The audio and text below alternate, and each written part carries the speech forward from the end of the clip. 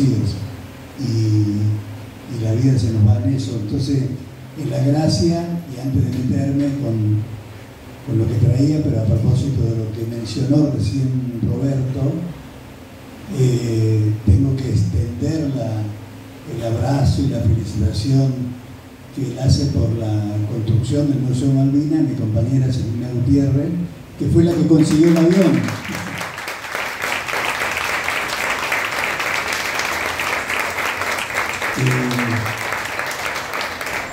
Lo cuento muy cortito. Un día que me llama Cristina, habíamos terminado el Museo del Bicentenario, cuyo guión lo escribí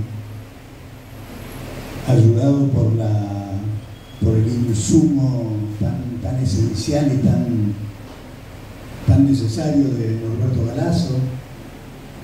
Al terminar y se inaugura el museo, llama de vuelta a Cristina y me dice: ahora vamos por Malvinas, otra vez. Entonces ahí larga el lineamiento general de lo que ella quería, lo que ella pensaba, que había que, textuales palabras de ella, hay que sacarle el olor a pólvora a Malvinas. Malvinas tiene que siempre fue una causa civil, una causa, en realidad siempre fue una causa gaucha, digamos, ¿no? Una causa criolla, que tiene los mismos años de la patria. Entonces ella prueba el primer borrador de guión y a partir de ahí le voy entregando los segmentos, a veces personalmente, a veces a través del compañero Parrilli, que era su secretario general.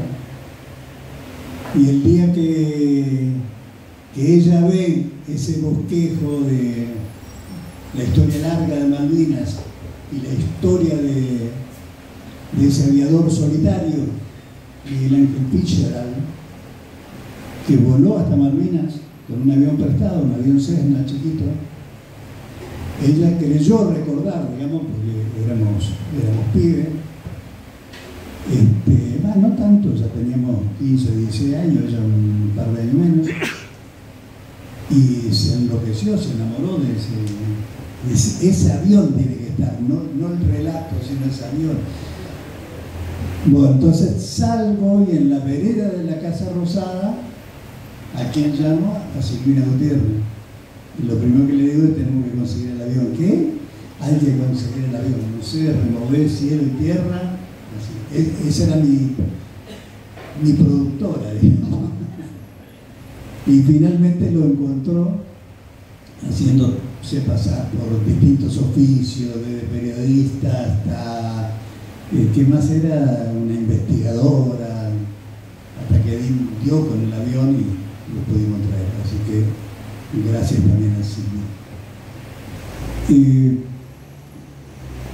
primer lugar, me parece para situarnos en la presentación, lo que por lo menos uno pretende que sea la presentación de un libro como este. Lo que no va a tener es el relato del autor de qué se trata el libro, digamos, porque no sé qué le pasa a ustedes, pero a mí me aburre soberanamente cuando voy a una presentación, las pocas veces que fui, también digo la verdad, y te cuentan el libro. Entonces digo: no, pará, dejame un poquito la curiosidad para que vaya a leerlo. Y además porque creo convencidamente que el libro es un ser vivo, es un ser viviente. Una vez que está publicado, tiene mano, tiene cabeza, tiene pie, anda, camina. Entonces uno lo podrá acunar, tenerlo ahí al lado, o lo podrá rechazar, decir: no, esto no me gusta, no es para mí, lo deja en un rincón escondido, digamos, en su biblioteca. Entonces el libro habla del libro, digamos. Son ustedes los que cuando lo lean lo van a apreciar, lo van a juzgar. Pero sí voy a hablar de Caride y por qué llegamos a esta necesidad de escribir, digamos, sobre Caride. No puedo ocultar, lo tengo que manejar, pero no puedo ocultar la emoción de estar en Mataderos. Un barrio que Carlitos Caride quiso mucho, no solamente que pateó el barrio, no solamente que conoció su primer calabozo acá en Matadero, la comisaría 42, él y su hermana, Emma del Cadre, el personaje NN, ¿no? Gustavo Rearte, cuyo jefe natural era Sebastián Barro, el papá de ese señor que está acordado en la barra. Ellos eran sus discípulos, digamos, y hacían lo que Sebastián les mandaba a decir, según testimonio de Cano en su momento. O sea, no era un apoyo por un carril paralelo, sino eran la juventud peronista a las órdenes de los compañeros del sindicato de la carne que estaban haciendo esa lucha heroica, ¿no? Que acá la Cana y otros compañeros y compañeras celebran todos los años, que es la toma del frigorífico Lisandro Latorre, donde nace la consigna Patria sí, colonia no.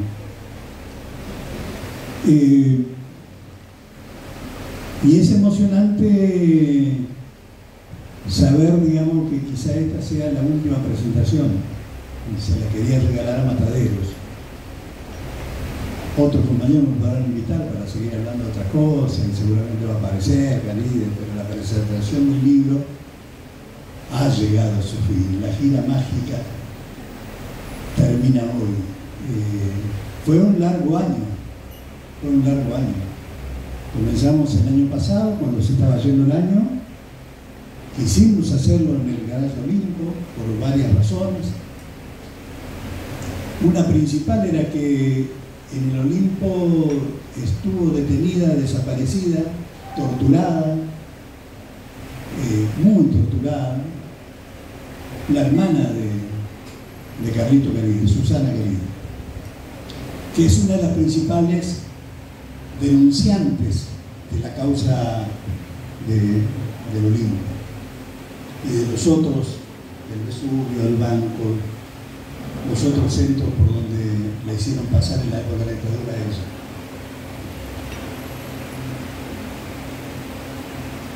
Entonces arrancamos ahí y puedo decir, con mucho esfuerzo, a pulmón, pudimos acudir a todas las convocatorias que me hicieron compañeras y compañeros de distintos lugares del país. Walter me ha llevado más de una vez hasta el aeroparque, cuando había posibilidad de volar, a presentar el libro en el interior. Hemos presentado el libro en distintos lugares de la capital, con distintas agrupaciones peronistas, en algunos centros culturales, en el interior de la provincia de Buenos Aires. Así que es también una ocasión para darle las gracias a Caride y a la militancia que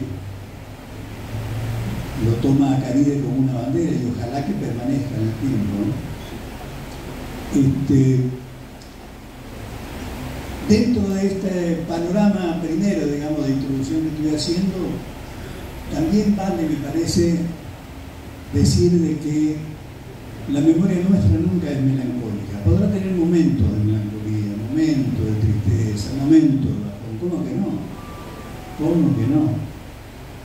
Y a veces uno tiene como antídoto dejarse caer en esa melancolía, en esa tristeza. Uno lo va manejando, digamos. O sea, lo que no hace uno es ser presa de esa melancolía, militar esa melancolía, militar el bajón que en un momento determinado uno pueda tener. Pero cuando uno es optimista de que esto va a cambiar, como decía el Quijote, la vida está compuesta de momentos malos y momentos buenos. A veces los momentos malos son más largos, pero después llegan los momentos buenos. Entonces le dice a Sancho, en un pasaje del Quijote, este momento es muy malo, pero ya hace rato que venimos mal, Sancho. Eso quiere decir que estamos cerca de algún momento bueno. Qué grande Cervantes. Cervantes era peronista. Tenía el optimismo peronista. Y su personaje seguramente tenía la locura que a veces algunos que nos miran desde afuera, digamos, pueden decir, no tipo tan loco, digamos. o como dice Roberto, este tipo que lo torturaron, que lo pasaron por distintas cárceles y sin embargo sigue en la misma cinta, digamos, ¿no? Corriendo, cambia el panorama, uno se va adecuando a los distintos tiempos, pero lo que no cambia es la camiseta, la ideología, el sentimiento. Esos son valores para siempre, digamos. Entonces, a mí me parece que estos encuentros deben servir para saber de que estamos mal, pero no estamos tan mal, digamos, como estaban compañeros que iniciaron esta lucha ya por 1955, 56, 57. Recién pensaba, ¿no? Mientras los miraba a todos ustedes ahí sentaditos, escuchando tan atentamente tanto a Tana como a Roberto,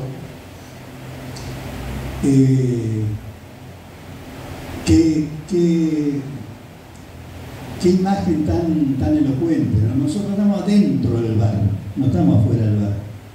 Y además estamos hablando, estamos conversando. Después ustedes podrán pedir la palabra y le vamos a decir al chino que dé unas palabras. Mira qué presión. Pero estamos adentro del bar. Estos compañeros estaban afuera de los bares. Y desde afuera hacían lo que hacían para que algún caído, algún decaído, algún triste de la vida cayera en la cuenta de que el peronismo seguía vivo. A ellos les alcanzaba con eso, la victoria era eso, digamos. El hecho de colgar, como decía Roberto, un cartel con la foto de Perón, con la foto de Evita, y esperar a que pique a alguien, picaba un gorila, digamos, y ahí yo le agrego a lo que dice Roberto, que no es tan así, digamos, que se lograba una discusión. Había una de piña viene, digamos, y viva Perón, y viva la patria, y salían rajando y llegaba a la taquería, digamos. ¿Era así o no, compañero Gordo? Entonces ellos lo hacían en los lugares que podían inventarse, digamos, ¿no? Los huecos que podían construir para poder llenarlos con la presencia de ese peronismo militante que surgía. Varias cuestiones voy a tratar de ir puntualizándolas para no ir tan largo. Algo de Carlitos Caride, contaron los compañeros. Carlos Alberto Caride, un compañero nacido en un conventillo muy pobre, de los más pobres en el viejo barrio de San Telmo, en la calle Chacabuco, al 400. Vivió con su mamá, asturiana, que vino rajada, digamos, de todo lo que era la represión franquista. Vivía con su mamá y con su hermana, que era un año y pico más grande que él, Susana Caride. Ese compañero Carlos Caride es el que va a escribir, desde mi punto de vista, reflejado en el libro,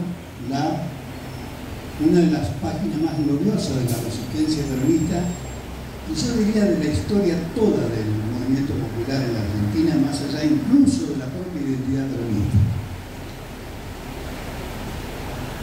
A veces uno se preguntó, nos preguntamos, si esto que están con tanta dignidad, con tanta altura, con tanto respeto, Néstor Kirchner llamó, el compañero querido y extrañado compañero Néstor Kirchner llamó la generación diezmada. Vengo parte de una generación diezmada, ¿se acuerdan? Si esa generación diezmada tuvo o no tuvo un primer eslabón, o había un eslabón perdido de esa generación. Y eso era parte de la charla también en las cárceles, donde nos mostramos con otros peronistas, digamos, y repasábamos la historia en los momentos que podíamos, los pocos momentos que podíamos charlar, si no estábamos aislados entre nosotros.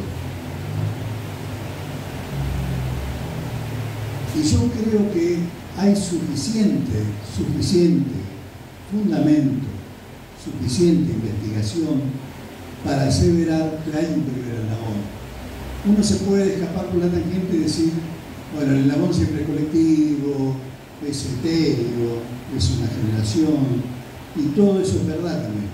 siempre es colectivo, digamos, las luchas nuestras nunca son en soledad. Pero si yo tengo que graficar, tengo que nominar un primer eslabón, yo no tengo duda que es Carlos Carlito Caride. ¿Por qué? Porque hemos conocido compañeros nuestros, compañeras nuestras, que han contado que esa masacre, la más horrenda que hubo en el país contra nuestro pueblo, el 16 de junio de 1955, con el bombardeo de la aviación aeronaval sobre Plaza de Mayo, pasaron por ahí. O mi papá me contó, o mi abuelo me contó. Hay un conocido periodista que dice: yo me acuerdo que iba hacia el colegio y al salir del subte, el subterráneo, que en la anterior estación ya vi el lío que había, las corridas, sentí los estruendos, por supuesto que me fui hacia la 9 de julio y traté de escapar por ahí, como hacía mucha gente. Que es por ahí el sentido de supervivencia, el sentido común, digamos, indicaría que es lo que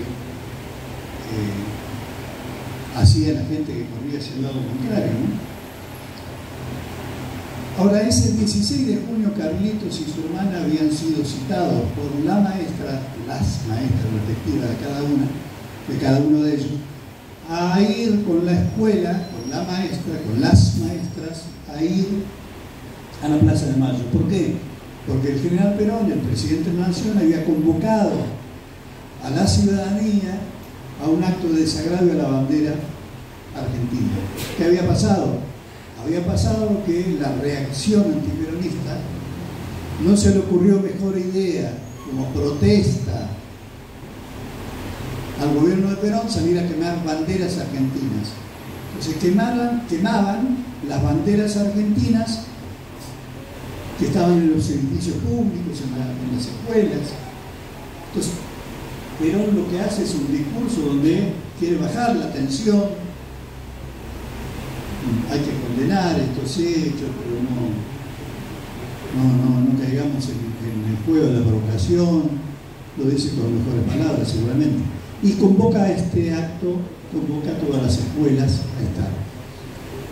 Entonces, el 16 de junio ellos van a almorzar temprano, demora la mamá en ir a trabajar. La mamá era, como decía Caride, mi mamá era obrera de la limpieza.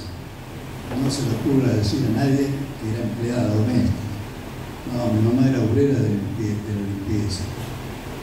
Entonces la obrera de la limpieza había cocinado temprano para que los pibes puedan estar listos para ir a la plaza después del mediodía.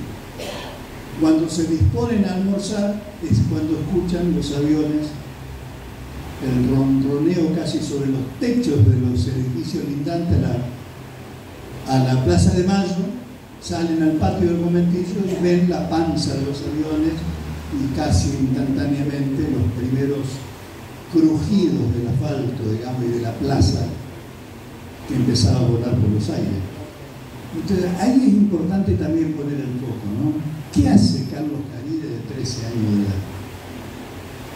No se tira de panza bajo la cama o se pone en el baño, no sé. Se calza los botines y sale corriendo hacia la Plaza de Mayo tras los gritos de la madre de venga para acá, venga para acá. Están mis compañeros, decían. Entonces Caride va a ser partícipe de ese 16 de junio en la Plaza de Mayo, ¿haciendo qué? Ayudando, con lo que podía. La hermana lo sigue, la hermana nunca lo dejaba solo. Entonces van a estar colaborando con los soldados leales a correr los cañones antiaéreos. Ustedes seguramente saben, simplemente estoy refrescando colectivamente. Generalmente hablamos del bombardeo, ¿no? Fueron varios bombardeos en el mismo día, en la misma tarde. Fueron varios bombardeos sobre Buenos Aires, no solamente sobre Plaza de Mayo. Hubieron aviones que volaron acá cerca, la Tablada, cerca de la avenida Crovara, y ametrallaron a los obreros de Jabón Federal que estaban esperando los camiones del sindicato para venir a Plaza de Mayo.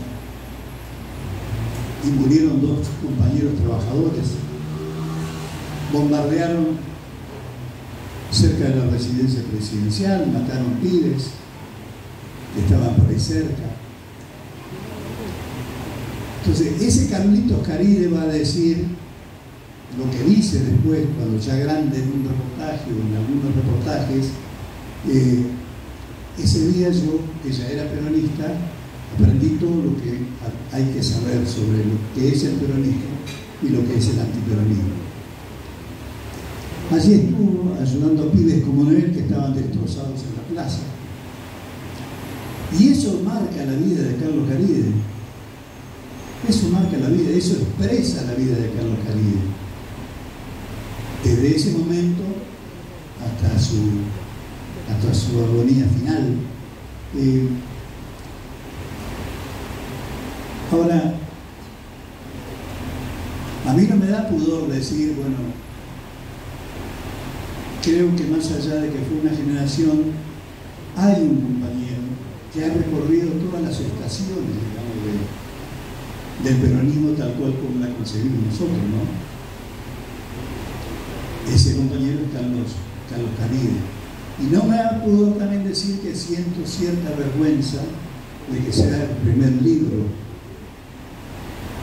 Uno, si estuviera que, felizmente no es el caso de uno, si estuviera enfermo de vanidad diría, bueno, es un primer libro.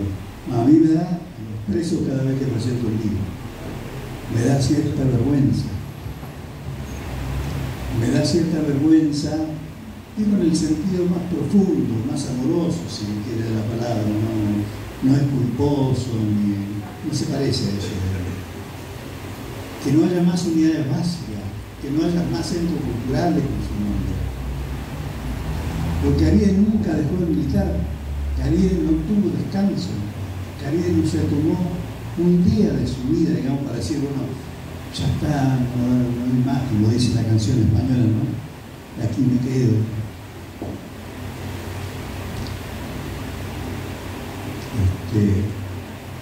Sino que siguió batallando con lo que podía y con lo que podía construir, digamos.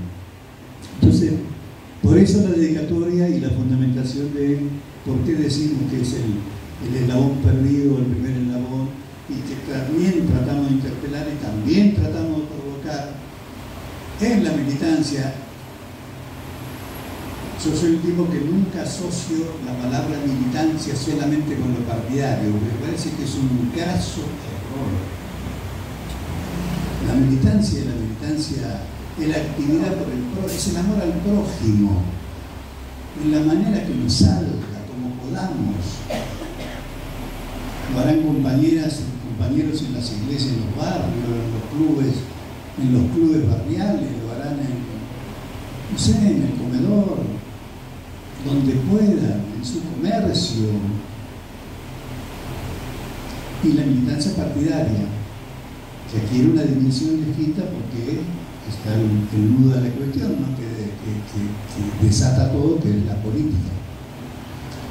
Ahora,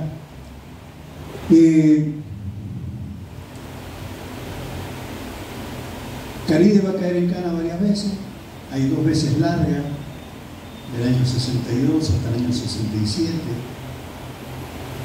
Es, como decimos en el barrio, un carrón que le hace comer la dictadura a Carlito Caride, que ya era conocido, era perseguido, era buscado. Entonces le endilgan un asesinato de una compañera. Había que engancharlo por algún lado. Entonces esto de la injusticia, digamos, de cómo el enemigo, y lo digo con todas las letras, el enemigo del pueblo, los enemigos del pueblo, saben identificarnos, saben señalarnos con el dedo y saben encarcelarnos y saben torturarnos y saben matarnos, saben desaparecernos.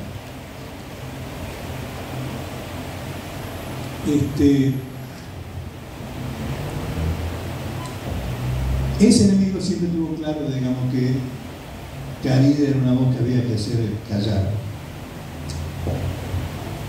En 1957, para ubicarnos, son 2 años después del derrocamiento de Perón. Como dijo Cristina más una vez, no hablemos más de la caída de Perón, Perón no se cayó en ningún lado, a Perón lo derrocaron. Después del derrocamiento de Perón, él se sigue juntando con otros pibes de su edad, algunos más grandes, y en el 57, cuando cumple 15 años, deciden conformar una organización. Ya no iba más, ya le resultaba insuficiente. El caño solitario, el petardo, juntaron en la calle con la flor del no me olvides, para reconocerse, porque no se conocían. Entonces, a través de las flores del no me olvides en la solapa, se podían reconocer. Había que crear una organización. Y se juntan y crean una organización. ¿Y cómo la van a llamar? JP, a secas, Juventud Peronista, sin ningún aventamiento. Juventud Peronista. Entonces, eso quizá hiera el ego de los setentistas que nos creímos algunas veces, o algunos se creyeron, que nosotros habíamos inventado la JP, digamos. Nosotros no inventamos la JP. La JP ya estaba inventada, la inventó Carí, Del Cadri, Rulli, muchos otros compañeros, digamos, que venían de aquella generación y que le habían puesto un nombre de Juventud Peronista, ayudado, a decir verdad, de sindicalistas como Sebastián Borro, como Andrés Flamini, como compañeros de Pascuales, tantos otros queridos compañeros, más tarde Mongaro cuando aparece en escena, que no solamente cobijaban a estos compañeros, sino los dejaban hacer. Entonces van a crear esta organización, después de un tiempo también le va a resultar insuficiente y van a crear, y aquí viene una, como se dice ahora en este tiempo de malditos, principio de revelación. Alguien va a hablar con Perón, Perón va a hacer llegar una carta y Perón dice: la lucha tiene que ser integral en todos los frentes. Y los compañeros van a conformar la primera gran organización política y militar del peronismo, Fuerzas Armadas Peronistas. Es cierto, existieron los sucurumbos que duraron lo que un suspiro, digamos, duró muy poco, pero la verdadera organización que se va a asentar, que va a crecer, que va a tener territorio, que va a tener trabajo político, que no se presentaban en todos lados como FAP, eran peronistas, eran de la Juventud Peronista. Esos son los compañeros que construyen la FAP. Y ahí va a estar en la conducción, va a estar Carlos Caride. Carlos Caride va a ser uno de los compañeros de esta Fuerza Armada Peronista. Entonces la revelación, digo, cuando se quiere criticar a esa organización y escindirlo de los pasos de Perón y de la ruta de Perón, del líder, del estratega, del jefe, digamos, que estaba exiliado, se hace entrar eso como una contradicción. Entonces, tengamos cuidado, nada más que eso, tengamos cuidado, porque atrás de estos compañeros estaba Perón, estaba la mano de Perón, estaba la directiva de Perón. Y Perón sabía que lo que hacían los compañeros era para trabajar, para desgastar a la dictadura o a las distintas dictaduras que fueron pasando, pero también para juntar logística que no había para que Perón pudiera volver al país. Hasta 1964, donde había cierta articulación, hasta con dirigentes sindicales con los cuales después va a haber un antagonismo muy fuerte, llámese Augusto Timoteo Bandor, por ejemplo, se articula el primer intento de regreso de Perón, que es impedido por una orden del gobierno argentino, más que una orden, un pedido, una súplica a la dictadura brasileña para que pare a Perón en el aeropuerto Galeao y le ponga de patitas, no en la calle, sino de vuelta en el avión para que lo explique nuevamente a Perón. Lo mismo esa lucha siguió. Entonces, yo creo que hay que entender a esa generación de Caride, a esa lucha de esa resistencia, con ese fin, digamos, de que su objetivo era traerlo a Perón a Argentina. Eso no quiere decir que eran compañeros chatos, que no veían más allá. Caride era un gran amante porque dicen los compañeros que estuvieron con él, que militaron con él, mira, era una esponja, sabía todo. Él no tenía educación o una formación académica, pero todo lo que le llegaba a sus manos, digamos, para cultivarlo, lo absorbía. Entonces él era un gran enamorado de la Revolución Argelina, por ejemplo, y cuando aparece más a flor de piel la Revolución Vietnamita, se cargaba todo lo del vietnamita. ¿En qué se peleaba con los otros compañeros que también leían lo mismo? En que él seguía siendo peronista. Entonces él decía, esto es el peronismo acá, no se confundan, esto acá es el peronismo. O lo hace el peronismo o no lo hace nadie. Ese Caride que va a tener un dolor muy grande en su última cárcel porque se empiezan a noticiar los compañeros de la conducción de la FARC que estaban presos, pero que en ese entonces se hacía política desde la cárcel. No fue la dictadura, no fue la cárcel de la dictadura que sufrimos nosotros. Era una cárcel más... Era dura, como todas las dictaduras, obviamente, porque le pegaba al pueblo, y eso ya es suficiente para que nosotros digamos es una dictadura. No jodamos con eso de que había una dicta blanda y toda esa pavada, lo que sufrían el hambre, la miseria, etc. Sufrían las políticas de la dictadura. Pero en las cárceles se podía todavía hablar entre los compañeros, y los compañeros que estaban afuera le daban bolilla a lo que venía de la conducción que estaban en las cárceles. Entonces escribían documentos en la cárcel y recibían los documentos de los compañeros que estaban en libertad. Y se van enterando, los compañeros de la FAP, sigo hablando, de que empieza a correr la bolilla fuera de que había una teoría que se va a llamar la alternativa independiente, que planteaban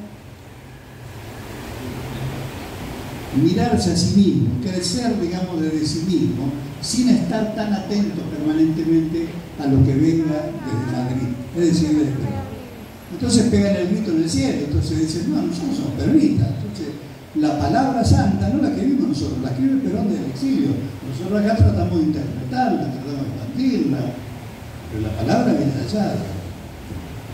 Entonces, para esos compañeros, que son los que nos alumbran, los que venimos ahí un trotecito después, digamos, y que a veces no supimos escuchar, ni apreciar, ni valorar ese alumbramiento que ellos estaban haciendo. Para esos compañeros, la lealtad era una categoría política, no era solamente una cuestión moral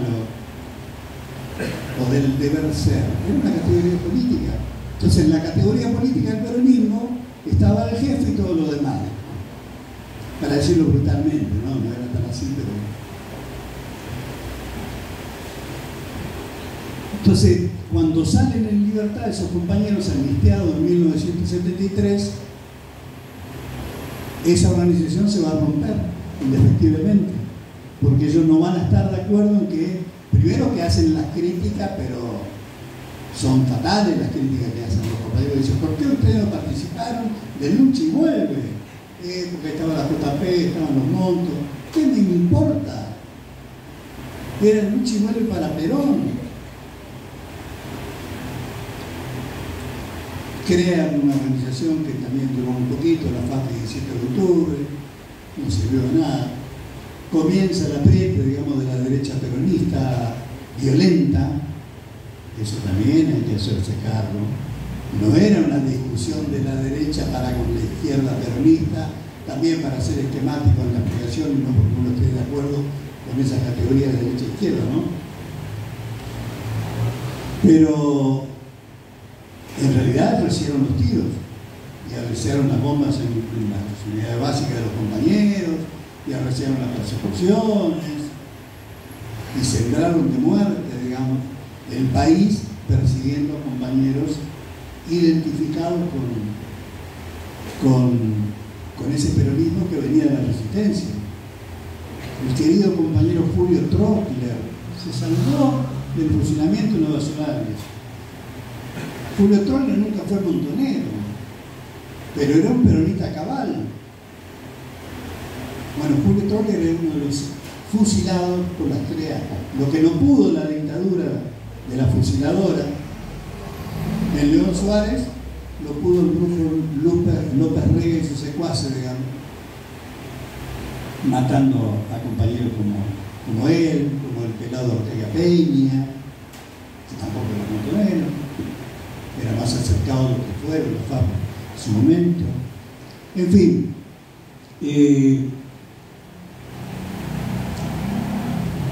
para redondear y para terminar, porque si no me tendría que meter más de lleno con el libro y no lo quiero hacer, lo dejo solamente para el final.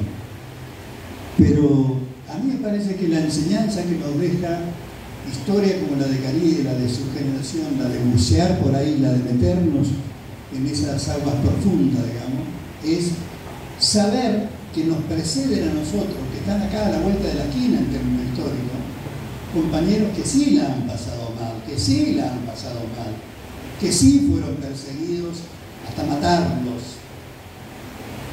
Ahora estamos dolorosamente mal, digo, para que nadie confunda, no está queriendo, no, estamos dolorosamente mal, están entregando el país, están entregando al pueblo, le están quitando la comida de la boca a nuestros compañeros de los barrios. Es lo más parecido a la dictadura esto. Bueno, no digamos, queda feo, dice Cristina, Milei Basura usó la dictadura, bueno, no lo digamos. Pero la política económica es la política de la dictadura y esta es peor todavía. Es peor todavía. El hecho de que se declaren abiertamente enemigos del Estado. Esto ni siquiera la dictadura está haciendo. No estoy salvando a la dictadura. Válgame Dios. Pero es lo peor, digamos. Ahora, convengamos que tenemos la necesidad de enraizar nuestra lucha de hoy con las luchas de estos compañeros. Muchas veces nos bombardearon con una teoría fantástica que venía de la academia, y no quiero hablar más de la academia, no estoy hablando de Racing, sino de los que estudian estas cosas. Nos bombardearon con una teoría que decía que el peronismo nace con una nueva clase obrera nacional, que son los cabecitas que venían, las cabecitas negras, como los llamó Vita, y que venían del interior, y dejando atrás la historia de lucha de los inmigrantes. No es así, nos están mintiendo. La clase obrera, la clase trabajadora que construyó el 17 de octubre estaba conformada por esos compañeros que venían del interior, por esos jóvenes peronistas, mejor dicho, todavía no se autodefinían como peronistas, eran seguidores del coronel Perón. Y por aquellos compañeros que venían de las viejas luchas, los que abrevaban en las aguas de la Patagonia Rebelde, la Semana Trágica. O sea, es un continuo la historia. No es que hay un crack en un momento y aparece algo nuevo, pero no tiene historia. Y ahí viene la enseñanza de Wolf, ¿no? Casi interpretándolo a Gordo Q, cuando decía la jerarquía de la dueña de todos los abecedarios. Y Wolf completa diciendo, parece que la clase trabajadora argentina no tiene historia, siempre tenemos que estar empezando de nuevo, como siempre estamos descubriendo la pólvora. Empieza la vida cuando empezamos nosotros a militar. No es así, nunca fue así. Sepamos que hay una historia muy rica, pero extraordinariamente rica para aprender de ella. También solemos decir nosotros, esto se da en todos los planos. Cuando el CONICET, ¿se acuerdan ustedes cuando el CONICET hace ya unos años, no muchos, en época de Cristina, hay una investigación sobre el ADN argentino? Y el CONICET concluye un trabajo científico, no ideologizado, no partidizado. Los científicos del CONICET llegan a la conclusión, cruzando las carreras sociales con la genética, con la biología, que el ADN argentino tiene un 70% casi de ADN del pueblo originario. Mal que le empiecen los rubios, somos indios. Entonces nos vamos ensamblando, digamos. De que hay saltos, sí hay saltos. Después de una acumulación, dicen los científicos de las ciencias sociales, vienen los saltos. Eso también es cierto, pero sin borrar, sin exterminar lo que pasó, digamos. Entonces nosotros podemos decir que también nosotros somos parte de la JP del 57, aunque no lo hayamos sido porque teníamos pocos años. El tema que me interesa recalcar, ¿no? La lealtad al líder como una categoría política. Eso Caride no lo perdió nunca. Aun cuando López Rega le fabricó en el 74 un complot contra Perón, que también el otro gran dolor que se llevó a la tumba Carlito Caride. A él, al más peronista entre los peronistas. Si Caride decía en el calabozo, cuentan los compañeros, a mí me vienen a acusar, hijos de su madre, acúsenme de otra cosa. Yo puedo no estar de acuerdo con el general en algunas cosas. Y él sale convencido en libertad después, creyendo que él tenía que hablar con Perón, porque si Perón le puso el abogado, Ventura Mayoral, histórico abogado del general Perón, un día se presenta a la casa de la mamá de Caride y le dice, por orden del general Perón, vengo a ofrecerme, yo soy el doctor Ventura Mayoral, voy a ser el abogado de Carlos, pero no tenemos plata, olvídese que es una orden general, la tengo que cumplir. Ese es Carlos Caride, digamos. Entonces, ese Carlos Caride, aún con esa agresión máxima que recibió, nunca dejó tener esa lealtad de la cual hablaba también la Tana, ¿no? La lealtad como categoría política. Que como suele decir un tal Roberto Caballero por la mañana, y nosotros que somos sus oyentes, lo escuchamos, tratamos de interpretarlo. No nos confundamos, no hay interna, porque uno lee por ahí, escucha, y voces que vienen de afuera, y voces que están adentro, hay que terminar con esta interna. No, cuando está en juego la credibilidad de la líder de este pueblo, que se llama Cristina Fernández de Kirchner, no hay interna. La interna la podemos tener entre nosotros, yo con Walter, con aquel compañero, con aquella compañera. Pero cuando se quiere desconocer lo que hasta hace meses se decía que no, con Cristina no, es con la Cámpora, es con Máximo Kirchner el problema. Ahora resulta que aparece Cristina en escena después de todas las cosas que le vienen haciendo, y eso lo podemos decir nosotros, porque ella no lo dice, porque no se quiere victimizar, y está bien. Estamos hechos de esa madera todos nosotros, pero nosotros podemos decir que pocas mujeres y pocos hombres han sufrido lo que sufrió, el escarnio que sufre Cristina Kirchner. Entonces, cuando da un paso al frente, esa mujer le dio bolsa. Ah, resulta que no, bueno, vamos a usted. No, porque también está ya otro compañero que ya había levantado la mano antes y dijo yo PRI, entonces hay que escuchar al otro compañero, pero es Cristina. No, bueno, pero la lealtad con el pueblo. Ah, con el pueblo. Esa es la otra teoría, digamos. Entonces, a mí me parece que hay que desmontar esta falacia, porque nos va a hacer bien a todos. Y permítanme decirlo, le va a hacer bien a los compañeros que están en esa falacia.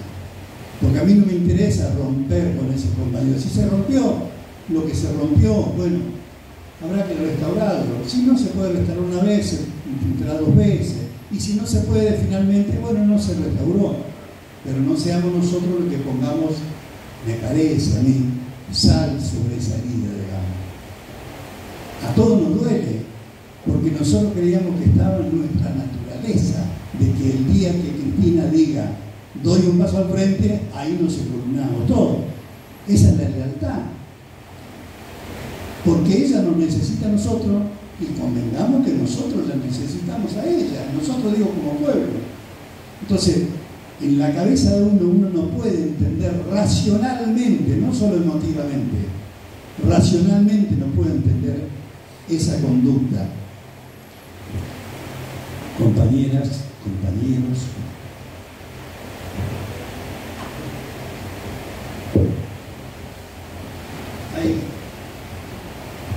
no voy a leer el capítulo porque